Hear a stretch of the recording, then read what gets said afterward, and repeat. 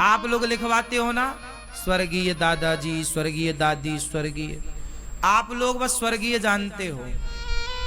आप लोग ये नहीं लिखवाते बैकुंठवासी दादाजी, बैकुंठवासी, क्योंकि आपने स्वर्ग से आगे कुछ जाना ही नहीं। तो जो जितना जानेगा उतनी तो कहेगा, उतनी तो करेगा। आप लोग लिखवाते हैं स्वर्गवासी, जबकि स्वर्गवासी नहीं। और वैसे देखो, लिखवाने से क्या, जिसको जहां जाना गया होगा, लेकिन फिर भी हमें स्वर्ग वर्ग की कामना नहीं करनी चाहिए। स्वर्ग तो हमें फ्री में मिले तो हम नहीं जाएं, टहलने भी नहीं जाएं। आपका क्या विचार, मैया स्वर्ग जाओगी? हैं? जाओगी तो वहां अप्सरा बन जाओगी।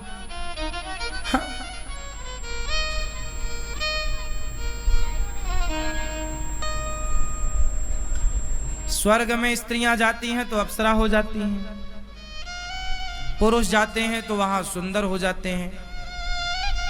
स्वर्ग में जानते हो क्या है? स्वर्ग में बुढ़ापा नहीं है। स्वर्ग में जितने साल आप रहोगी सदा जवान, एनर्जी से भरे हुए। वहां अमृत जैसी चीजें हैं, कल्प वृक्ष के फल हैं, सबसे बढ़िया व्यवस्थाएं हैं स्वर्ग में।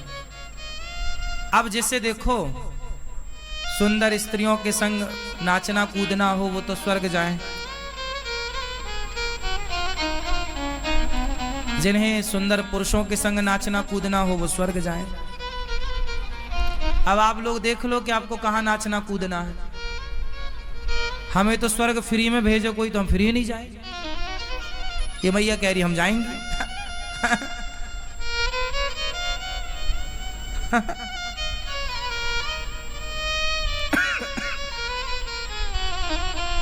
हम स्वर्ग नहीं जाएंगे।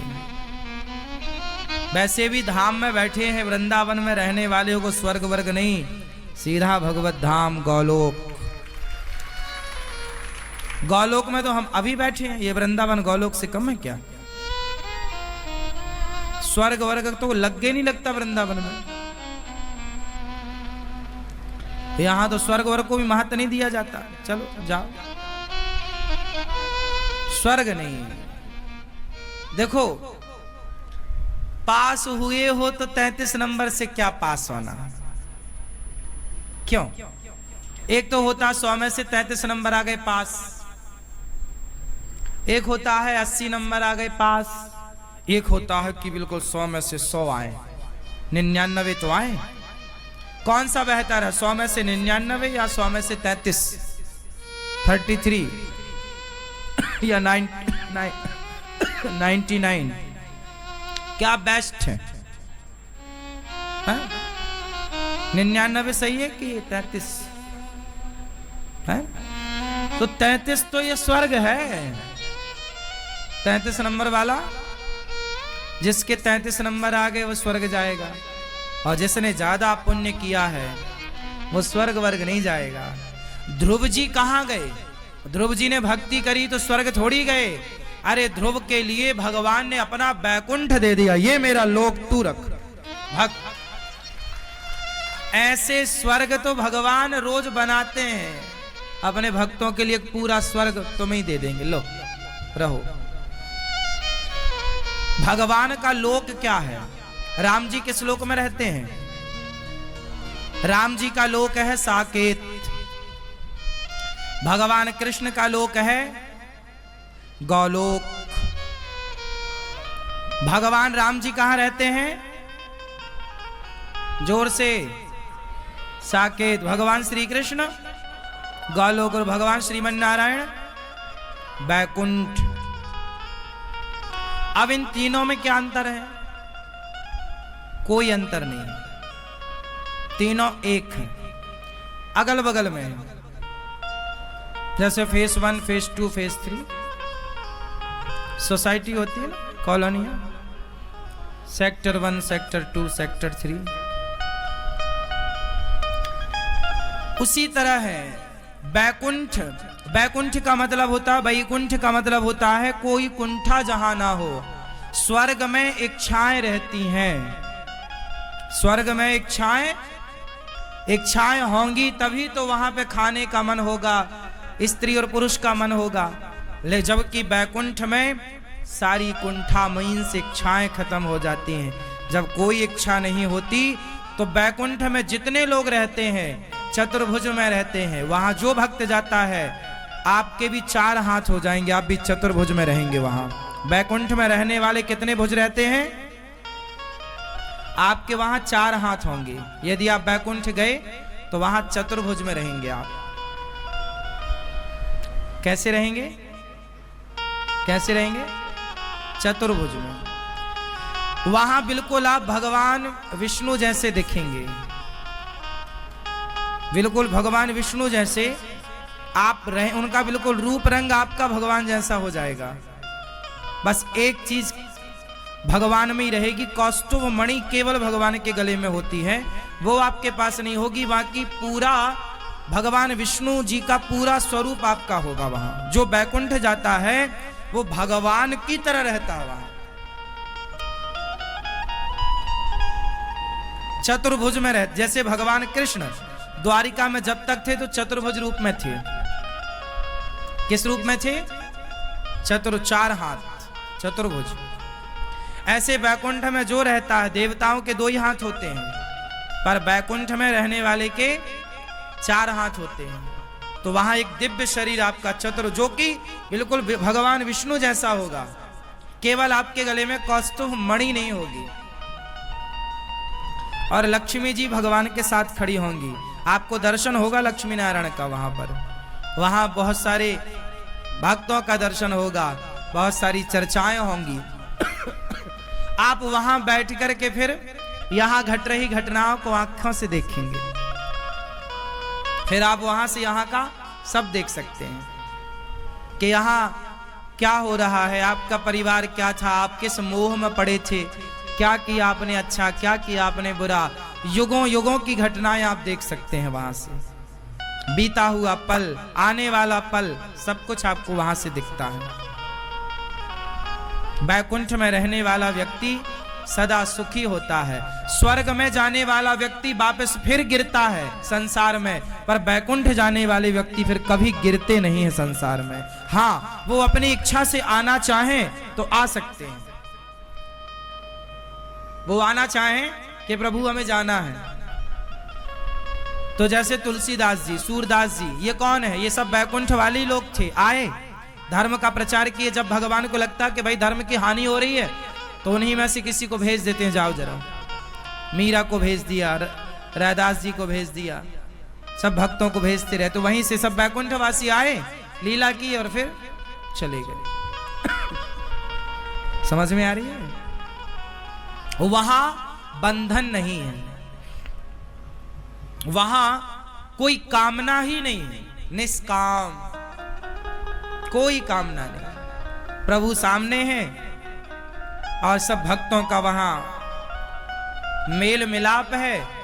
सब तीर्थ वहां बसते हैं, गंगा, यमुना, सरयू, सरस्वती, वृंदावन, काशी, सारे धाम, सारे तीर्थ वहीं हैं।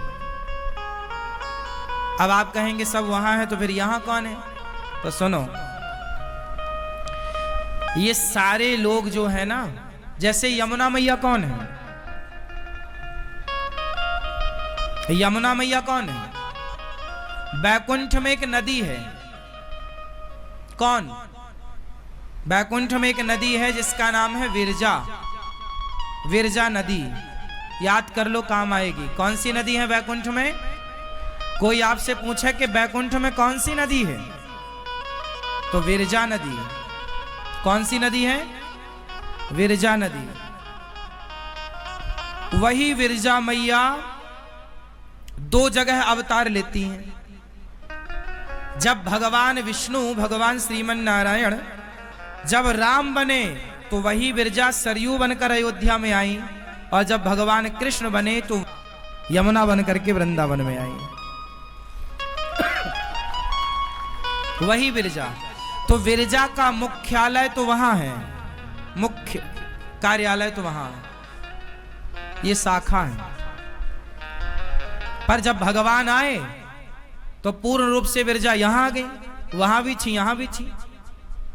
अनेक रूप होते हैं ना भगवान, अनेक रूप। हमने क्या बोला कि आपके चतुर्भुज हो जाएंगे वहां। वहां आप चाहो तो आप वहां से सब कुछ कर सकते हैं। जो भगवान आपको आज्ञा करेंगे वो आप करेंगे। वहां से एक रूप से वहां रहेंगे, एक रूप से यहां रह सकते हैं। एक समय पे दो जगह आप रह सकते हैं। तो विरजा नदी ऐसे ही है। जैसे शंकर जी कौन है? हनुमान जी। हनुमान जी कौन है? अब एक रूप से शंकर जी तो कैलाश में है, पर दूसरे रूप से हनुमान के रूप से राम जी के साथ थे कि नहीं? बोलो हाँ। तो एक समय पर दो रूप हुए कि नहीं? जैसे भगवान राम और परशुराम, ये दोनों अवतार हैं, पर दोनों अवतार एक साथ थे कि नहीं? सीता मैया जब राम जी ने धनुष तोड़ा तो परशुराम जी वहां गए, हाँ या ना? जैसे बलराम जी भी भगवान के अवतार हैं और कृष्ण जी भी अवतार है, और दोनों अवतार एक साथ हैं। उसी तरह भगवान के अनेक रूप हो सकते हैं। उसी तरह भक्तों के भी अनेक रूप हो सकते हैं। तो विरजा मैया ऐसे ही धाम, ये बैकुंठ का ही हिस्सा है वृंदावन, और अयोध्या जी ये दोनों बैकुंठ ही हैं। तो ये सारे धाम वहां भी हैं और यहां भी हैं। तो आप जब बैकुंठ जाएंगे तो स्वर्ग जाएंगे तो केवल स्वर्ग मिलेगा, पर बैकुंठ जाएंगे तो वहां वृंदावन भी मिलेगा, अयोध्या जी भी मिलेंगी, सरयू भी मिलेंगी, यमुना भी मिलेंगी, गंगा भी मिलेंगी, प्रयाग भी मिलेंगे। वहां सब कुछ है, वहां से सब दिखता है। फिर वहां बहुत बढ़िया है। कभी आप जाओ मैया, पहुंचो बैकुंठ। हाँ?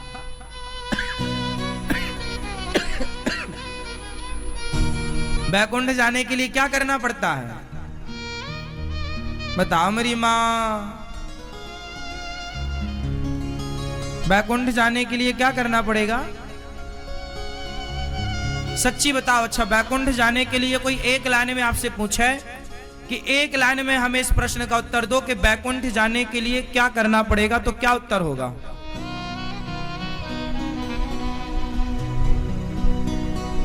बताओ मेरी माँ। ओ भैया, ओ लाला, नहीं बताओगे? चलो बताओ, बैकुंठ जाने के लिए क्या करना पड़ेगा? ये मैया पंचायती क्या करना पड़ेगा बताओ? क्या करना पड़ेगा? पति से लड़ाई?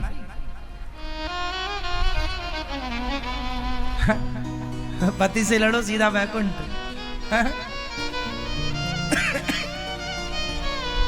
मैया बताओ क्या करना पड़ेगा बैकुंठ जाने के लिए? एक लाइन में उत्तर कौन बताएगा? बताओ। क्या चाउमीन खानी पड़ेगी?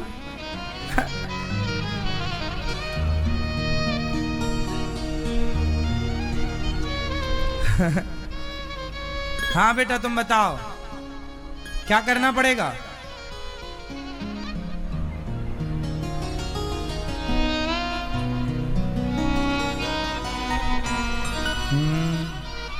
हैं? भक्ति करनी पड़ेगी। हाँ, भगवान के धाम बैकुंठ जाना हो, जिसको तुम्हें पता बताए दे रहा हूं, चले जाना। जिसको बैकुंठ जाना है उसे एक काम करना पड़ेगा, अपने आप को पूर्ण रूप से भगवान के श्री चरणों में, भगवान श्रीमन नारायण के श्री चरणों में आत्मसमर्पण करना पड़ेगा। हे प्रभु, हम आपके, सब कुछ सौंपना पड़ेगा। समर्पण, एक भगवान के सिवा फिर किसी को ना जाने। आप यदि किसी और को जानते हैं तो फिर नहीं, सब में भगवान को देखें, सब में केवल भगवान को। द्रौपदी ने सबको बुलाया, सबको बुलाया, सबको बुलाया द्रौपदी ने, पर कौन आया? कोई नहीं आया। तब द्रौपदी ने सबको बुलाना छोड़ा और एक एक कृष्ण को पुकारा। तो सबको पुकारने वाले स्वर्ग तो जा सकते हैं, पर एक हरि को पुकारने वाला ही वैकुंठ जाएगा, जो एक भरोसे एक बल।